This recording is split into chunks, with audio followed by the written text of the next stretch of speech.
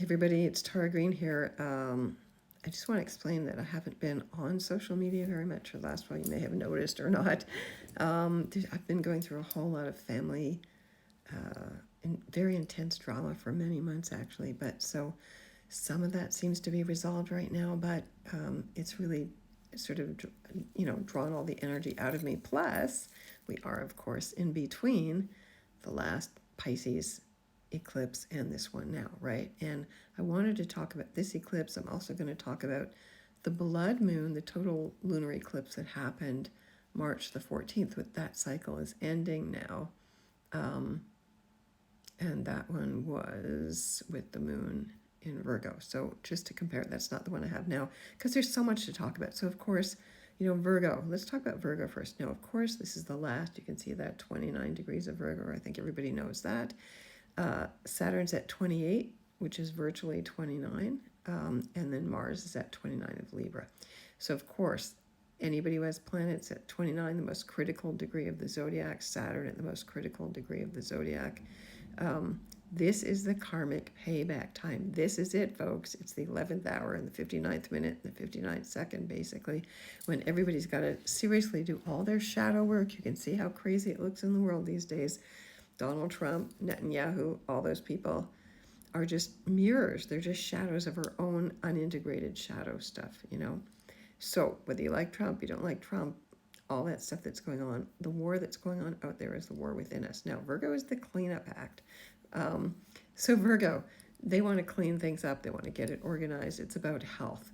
All right. So it's a health, if you've been unhealthy, if you haven't been paying attention to your health, if you've been a workaholic, you got to remember we're dealing with the Virgo Pisces axis because Saturn is directly opposite the sun and the moon, along with Neptune at 0 Aries, that very powerful first degree of the zodiac. It's still, Neptune is still going,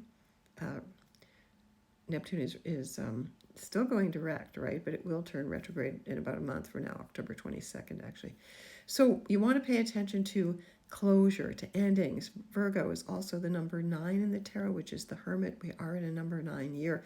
The planets are really symbolic, but they're also, quantum, it's neutrinos. They sent out neutrinos, light that goes right through planets, stars, our bodies, all of that stuff. And that's how that works. So we are in resonance with all of this. Now you can see how complicated it is. There are grand air trines going on as well, which is good for the mind, good for the brain, expanding the brain, because the sun and the moon are at the last degree of Virgo, and then the moon enters Libra. So we don't have much time to really hold on to that last degree Virgo energy. The moon will go void, of course, right after the eclipse, which continues for about 4 hours. So the longer an eclipse lasts, for each minute that the eclipse is total, that's considered to be months after the eclipse. Now, but in general, the effects of all solar and lunar eclipses last 6 months until the next. Basically, there's usually 4 eclipses a year. Okay, now the moon will enter Libra at 5:41, and it is a very rare event here because within 24 hours we're going to have the autumn equinox, and having an autumn equinox on a solar eclipse hasn't happened since September 21st, 1922, and that was a very significant date. I'm writing about that on my blog. Now, I was going to go live as I usually do and do a workshop, but I just don't have the energy. So what I'm going to do is, as the eclipse is on, I'm going to do ceremony. I will record it. I will shoot a video. I'll do a PowerPoint as I usually do, put all that together. And you can buy that afterwards because you can work with these energies, and you should work with these energies, because this is, this eclipse kind of really ticks off the last, I would say, 5 months we have until February 20th, 2026. So that's, 5 months exactly, until we get to that very auspicious date, February 20th, 2026, when Saturn and Neptune meet at 0 Aries, which is an unprecedented, never happened before. No one's ever experienced it, ever know how. So this is when you got to really dive in and do the work. You want to clean up your act, clean up your diet. Virgo rules the upper digestion, so your upper digestion may have been really acting up over the last 2 weeks especially. And Pisces, the dreaming. Saturn says take your dreams seriously. Saturn is still going to move back, a few degrees into Pisces, and then Neptune will cross over into Pisces again October 22nd and stay right at that 29th degree. So this is a very powerful, pin that down. Pin that last anaretic degree down. Okay. Now, again, Mars is 30 degrees away, and then all the planets at 1 degree. They're really only 2 degrees from that 29th degree. So Pluto at 1 degree of Aquarius, Uranus at 1 degree of Gemini. Mars will also enter Scorpio, its home sign, on the 22nd early in the morning. So again, this is like we're at that last moment. Also, as we move from Virgo, which is the 6th sign of the zodiac, we move into the 7th, which is archetypally the higher octave half of the sky, where the first 6 signs have to do with personal development. The 7th to the 12th has to do with transpersonal or outer development. Okay, so pay attention to your health, pay attention to your work. If you don't love your work, Saturn says that's it. That's the end of the cycle. Now, certain people born, I did note a few dates, have Chiron also at 28, 29 Pisces. It's going to be very, very painful for them. Anybody who has any planets at that last degree of Pisces, I happen to know a bunch of clients who do, Chiron, or you're born at the last day of Pisces, actually, or 29 Gemini or 29 Sagittarius. Now, 29 Gemini is also the North Star, close to the North Star, close to Betelgeuse, which scientists are saying may blow up, which would be kind of interesting if it did. We'd have that would be a big sign in the sky. Never mind TikTokers going on about whatever, the Catholic ones always projecting that, it's Judgment Day or whatever. But also 29 Gemini, North Star, Betelgeuse, very powerful north pivot in the sky. Everything revolves around that. And then 29 Sag is very close to the galactic center, the big black hole at the center of the galaxy, right? Now, also, I just want to mention, there's something called the supergalactic center, which is at 2 degrees of Libra. So really, the sun and the moon are very close to that too. I do like to do galactic astrology.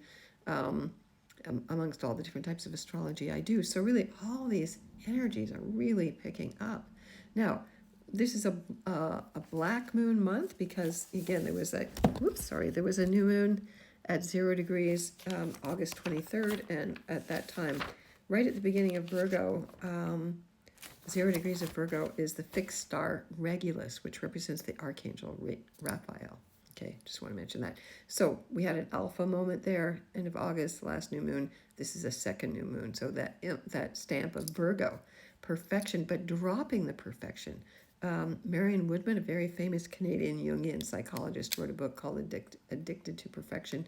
And she talked about people who are anorexic, and basically most people are. If you didn't have a really great natural birth, if you weren't breastfed, I know whatever fed is best and all that, but technically and naturally, and Virgo is the sign of nature. It's the sign of the great mother, the great goddess. It is the largest constellation in the sky. It is huge.